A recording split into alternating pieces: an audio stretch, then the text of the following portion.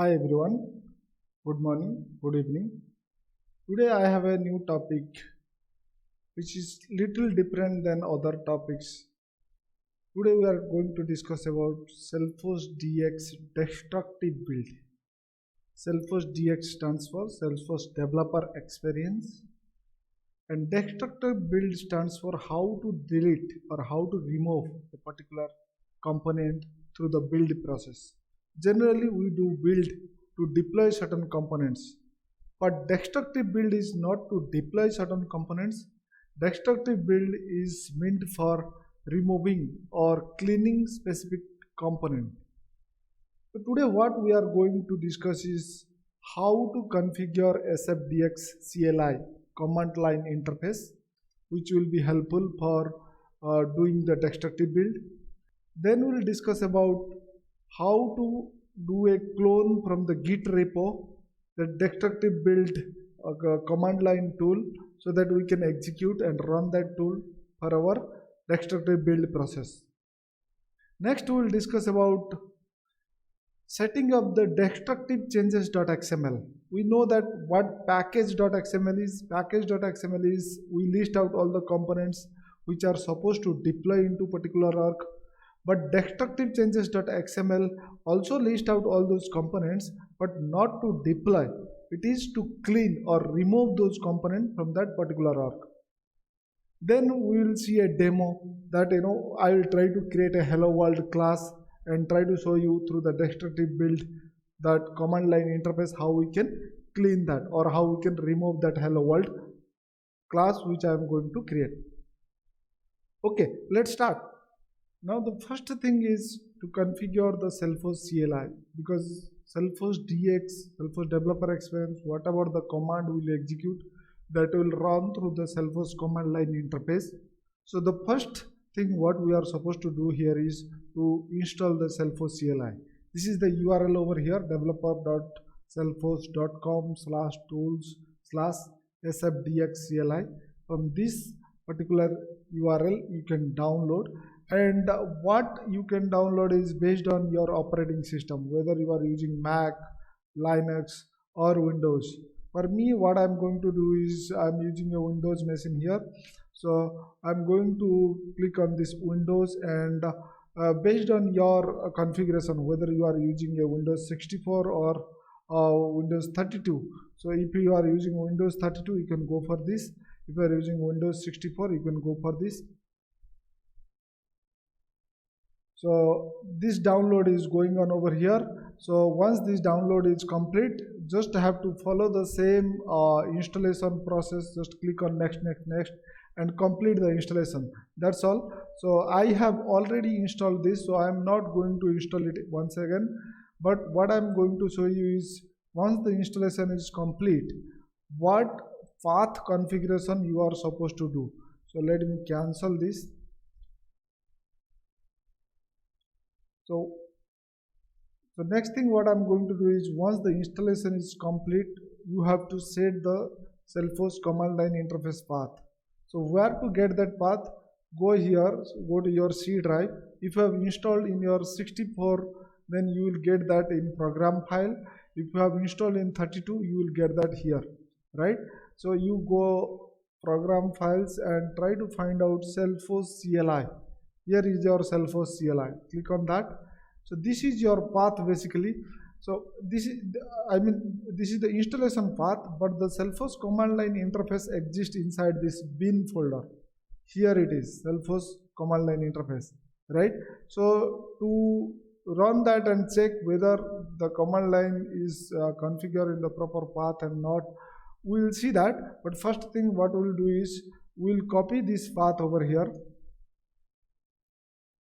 Okay, once the installation is complete, just follow the same Windows installation process what you used for other software installation. So now go to your Windows search bar. Here you type environment. So here there are two options you see, edit the system environment variable, and another option is coming, edit environment variable for your account. So if you are user specific and if you are using corporate laptop and all, So this is the appropriate option for you. Just click on this. The next thing what we are going to do is this path setting we are going to edit and add our Cellforce DX path. So to do that, what I'm going to do is I'll click on edit.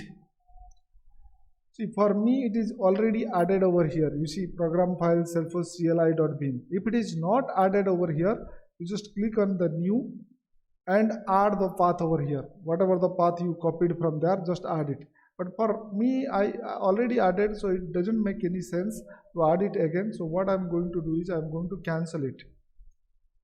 Okay. The next thing what we are supposed to do is we have to check whether the Cellforce DX command is configured properly or not. To do that, what I am going to do is I am going to open the command line interface and I have to type sfdx -version. Okay, you see over here it is saying sfdx CLI 7.81.0 is installed. That means I am good to go with my sfdx command line interface to execute any other sfdx command. Okay, that's all. I mean, from the configuration side of Cellforce DX CLI, we are done. So we'll see the next step. So now what I'm going to show you is how we can leverage the SFDX destructive build script. I'm not going to tell you that how to create this script and all, because this script I am going to share with you this URL and all those things in the description box. You can simply follow this URL and clone this repository. You don't have to create it. But what I'm going to do here is I'm going to tell you that how to use this tool or how to use this script. Okay, so first thing is, if you are here, you can see the steps what you are supposed to do, and all those things are written in the readme file. Other thing what I can tell you right now is how to clone this. If you have already having the git command line interface, you can clone this, or you can simply come over here and download the zip file. Okay, follow these things. If you are not cloning, if you are cloning, you can follow this clone URL over here. Otherwise, simply download this zip file and unzip it. That's all. Okay, now let's go and see that I already downloaded and unzipped it. Okay, once I downloaded that git repository and unpackaged it, I found there are two files over here, sfdx cmd, one config text document file, another metadata file. Okay, so we can edit this file in any of the text editor, but ideally for me I prefer to do it in Visual Studio Code or VS Code. So let's move to VS Code and see that what all those things we can do over here. Okay, so now I'm inside my Visual Studio Code. What I did generally is I went to file menu, then click on open folder, then select the destructive build, whatever the package I have over here, just select folder, and I found that whatever the file I was trying to explain at that time, there are two files, sfdx cmd config package.xml destructive changes.xml. But notice here, this destructive changes.xml and package.xml are in the metadata folder, not directly available in this path. So you don't have to worry about this thing, because these things I am going to provide you the URL. You are supposed to just download it. That's all. One thing is, first thing you have to do is you have to open this config.txt file. So you see over here this target org is equal to blank. Nothing is over here, because what we are going to do is when we are going to authenticate a particular org, the target org alias is going to populate over here automatically. So that's why it is blank right now, because we have not yet executed anything, or we have not yet authenticated any specific org. So wait time in minute I have given 10. Folder location to delete. Folder location to delete in the sense from which folder it will read the components which are supposed to be deleted. It is going to take the current folder metadata. Metadata means this folder over here, and the destructive. So inside this metadata there is a destructive folder. Inside that destructive folder there is a destructive changes.xml, and there is a package.xml. This package.xml, simply just keep it blank. No need to worry about this thing, because we are going to delete. We are not going to deploy anything. So that's why this package.xml will be empty only. In the destructive changes.xml, just whatever the component you are supposed to delete, you just list out all the components similar to the way you do for package.xml. That means the component name and the list of components you are supposed to delete. But here one thing to notice, wildcard character and all those things is not supported. So you have to explicitly provide the members. Wildcard separator like star and all those things don't provide. Okay, just explicitly provide the class name or the page name or any other things you wanted to delete, explicitly provide the name.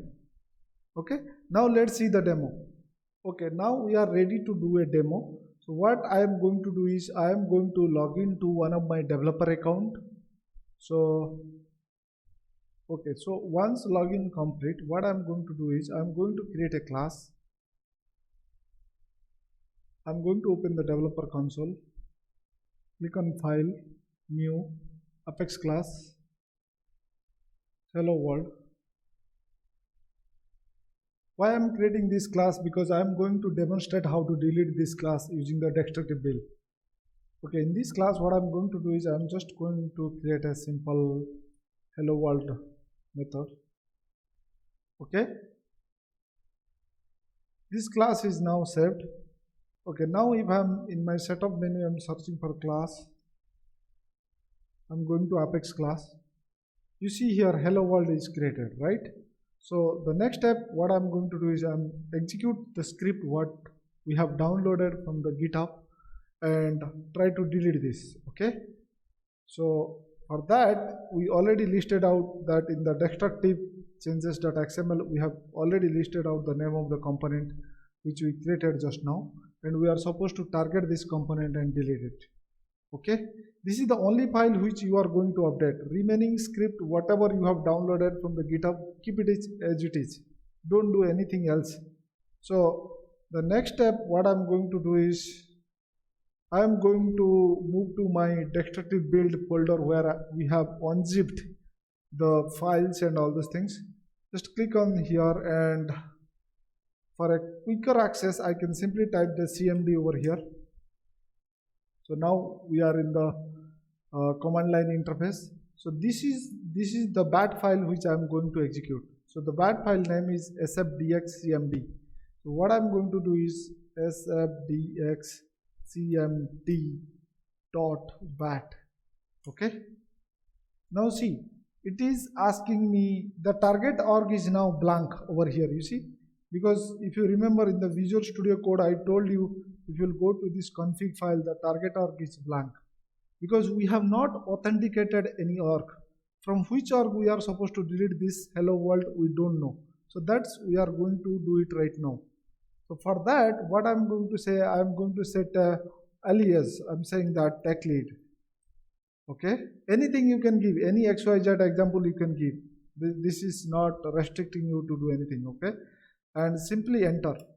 Now what it is asking, which environment you are going to connect to a developer or production or a sandbox. For me, as I'm going to demonstrate this in the developer org, I'll go with option 1, or you can also enter any of the custom URL if you have. Okay, so what I'm going to do is I am going to press 1 or 2 because I have a developer org. I'm going to press 1, option number 1. Okay, now it is trying to log into login.salesforce.com.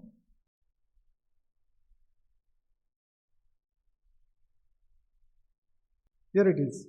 Now our login is successful. Let's move back to the command line interface. You see over here the command line interface authorizing target org, right? This has been successfully authorized, right? So if it is successfully authorized, we are done with the authorization process. Now, as I was telling you in the Visual Studio Code, this particular file is config.txt, right? You see over here the target org is now populated with the alias which we provided while authorizing the org. Now our authorization process is complete. Next thing what we are going to do is just follow the instruction what it is asking. So it is asking that press 0 to reload the configuration. So if you wanted to press 0, it will reload the configuration, and this time you see the target org is set. This time the target org is not coming as blank, it's coming as the alias whatever you set, right? The second option, it is asking for whether to delete the component or not. I mean, the second, when I say second option, 0 is my first option, second option is 1. Okay. So if I press 1, then it will try to read the destructive changes XML file, and whatever the component listed out there, it will try to delete. But to make sure that the delete process is not that much simpler, first, whatever the component you are trying to delete or targeting to delete, try to do one thing, try to remove all those dependencies if that component is used in anywhere else, in the page layout, in the workflow roles, in process builder, etc. Try to remove the dependency, then only try to delete those components. Otherwise, Salesforce will not allow you to delete that component. Okay. For us, we have no dependencies. Whatever we have listed out in our destructive changes, hello world, it's just an independent class. What I can do is I can go here and target to delete that.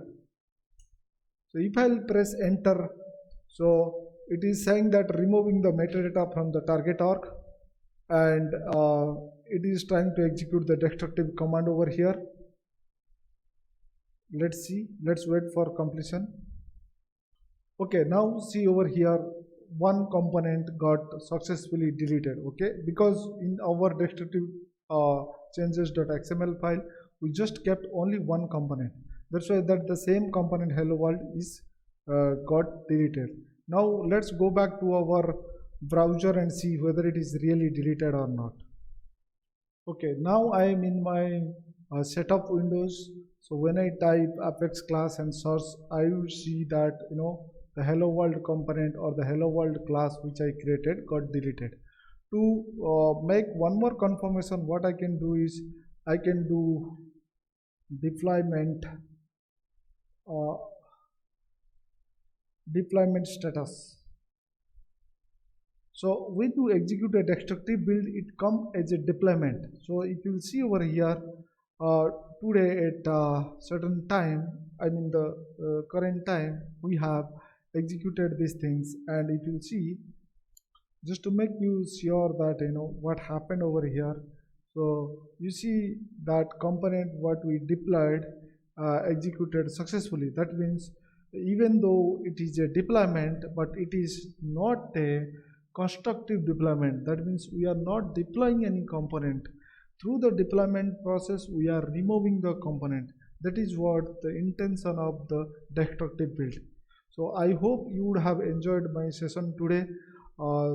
I think you can put your comment and whatever. Based on that, I will try to create new videos. Okay, see you next time. Have a great day ahead. Thank you.